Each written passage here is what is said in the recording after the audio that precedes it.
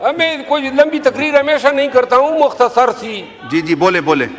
ہاں، بسم اللہ بھی آپ الرحمن کی بات الرحیم. رہ گئی تھی. جی تھینک یو، آپ نے کافی عرصے کے بعد مجھ پہ مہربانی کی ہے، شکریہ. جناب علی، دو گزارشات ہیں. کانسٹیٹیوشنل امینڈمنٹس ہوئی اور پاکستان کو ایک نیا نظام عدل دیا گیا ہے.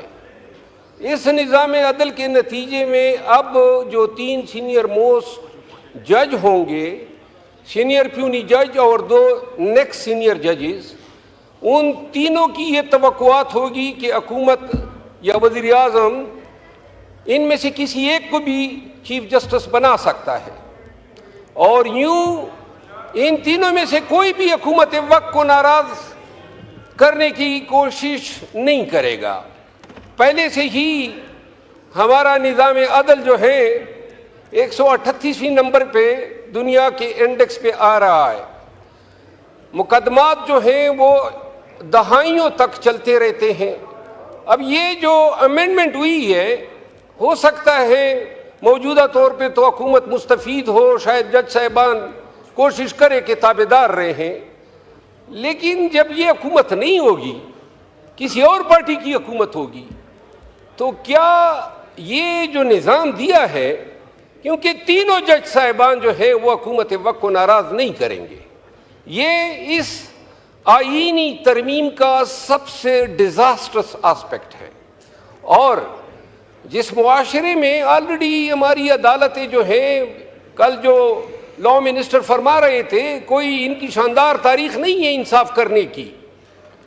ذوالفقار علی بھٹو شہید کو اسی سپریم کورٹ نے تختہ دار پہ لٹکایا تھا. اسی عدلیہ نے جسٹس منیر بھی پیدا کیا، اسی عدلیہ نے افتخار چودھری بھی پیدا کیا، اسی عدلیہ نے ثاقب نثار کو بھی جنم دیا، جسٹس ڈوگر بھی آئے، جسٹس کھوسا بھی آئے، اور سب سے زیادہ پرو منیر جسٹس پائیزیسا بھی آ گئے.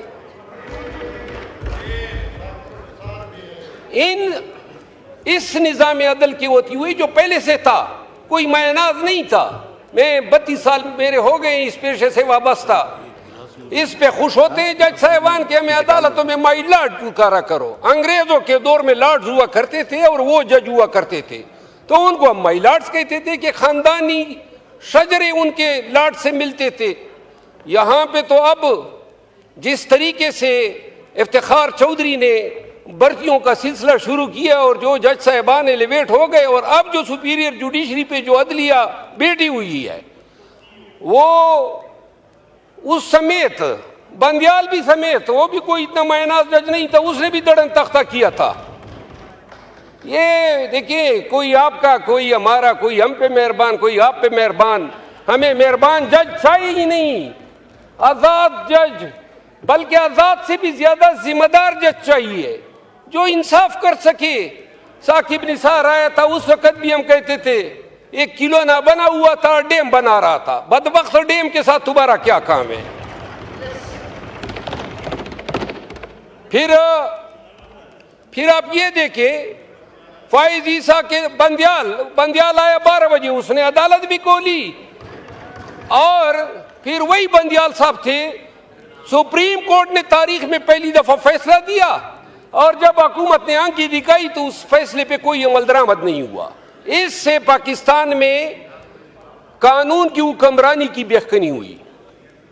جناب علی، گزارش یہ ہے کہ یہ جو بلاول بھٹو زرداری صاحب قاضی فائز عیسیٰ کو جو خراج تحسین پیش کر رہے تھے، جو ڈونگرے برسا رہے تھے، یہ وہی قاضی فائز عیسیٰ ہیں جس نے پاکستان کی سب سے بڑی پارٹی کو بے نشان کیا.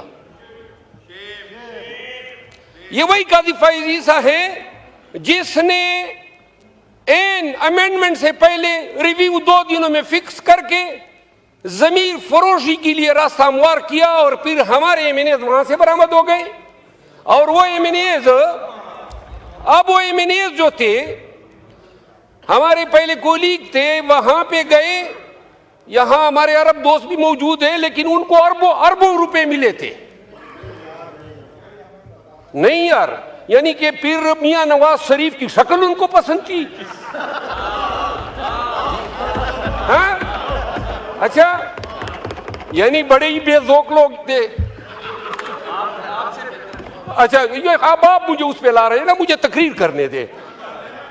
جناب علی، ہمارے دوست اغوا ہوئے کہتے ہیں، ہمارے دوست جو ہیں، اور یہ عربوں کی جو پیشکشیں ہیں اس ایوان میں موجود شاید ہی کوئی یہ نہیں ہوگا جس کو نہیں ہوئیں گے، مجھ سمیت.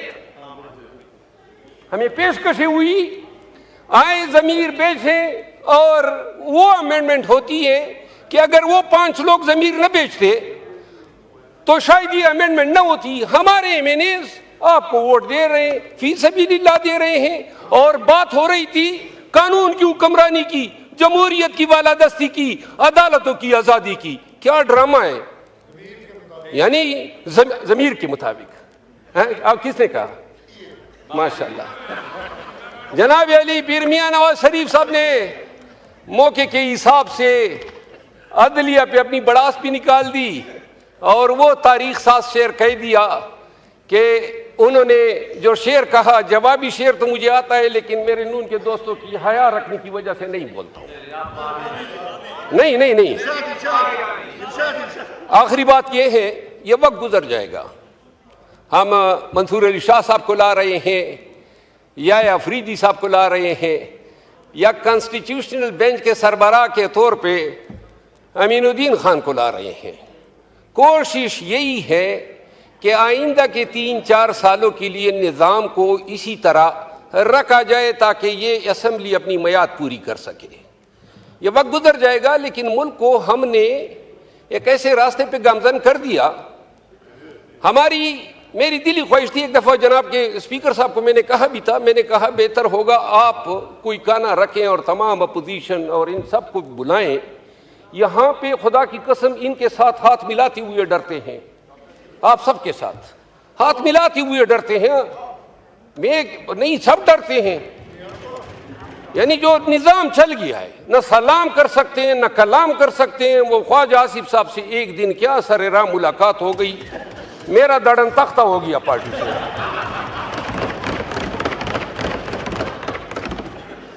تو میری گزارش یہ ہے جناب اسپیکر کہ یہ جس طریقے سے امینڈمنٹ لائی گئی، شاید ہی بارڈر لائن پہ ہم رہ گئے. تھوڑا سا اگر ایک ہمیں اکوموڈیٹ کر دیتے تو یہ کنسنسس سے بھی لائی جا سکتی تھی. ہاں جی سر، مجھے توجہ آپ ساری اپنی طرف کھینچ رہے ہیں. جناب ڈپٹی اسپیکر صاحب، آخری بات یہ ہے کہ لکی سیمنٹ ایک ادارہ ہے جو لکی مروت میں قائم ہے. ایشیا کا سب سے بڑا سیمنٹ پلانٹ ہے. سن 1996 سے یہ آپریشن کر رہا ہے. ہماری شیخ بدین کے پہاڑ جو ہیں اس نے نگل لیے، لیکن میرے علاقے، میرے حلقے کو نہ تو یہ CSR میں کچھ دے رہا ہے، نہ رائلٹی میں دے رہا ہے، اور نہ ہمارے حلقے یا لوگوں کی فلاح و بہبود کے لیے کوئی کام کیا ہے. میری استدعا یہ ہے، جو منسٹر ہے انڈسٹریز کے، ان سے استدعا ہے کہ ذرا یہ ملاحظہ کر لیں. واحد یہ شیل ہے، پیٹرولیم انڈسٹریز ہیں، جتنے ایکسکیویشن ہوتے ہیں وہ اپنا کردار ادا کرتے ہیں. تو لکی مروت کے لیے جو لکی سیمنٹ جو ہمارے حقوق پہ بیٹھی ہے، اس حوالے سے اگر وہ کوئی آپ ملاقات کا ان کو کہہ دے، میں اپنے علاقے کے ڈیلیگیشن لے جا کے ان کے سامنے رکھ دوں گا. ان تمام گزارشات کے ساتھ آپ کا مشکور ہوں کہ آپ نے مہربانی کی، شفقت کی. بہت شکریہ.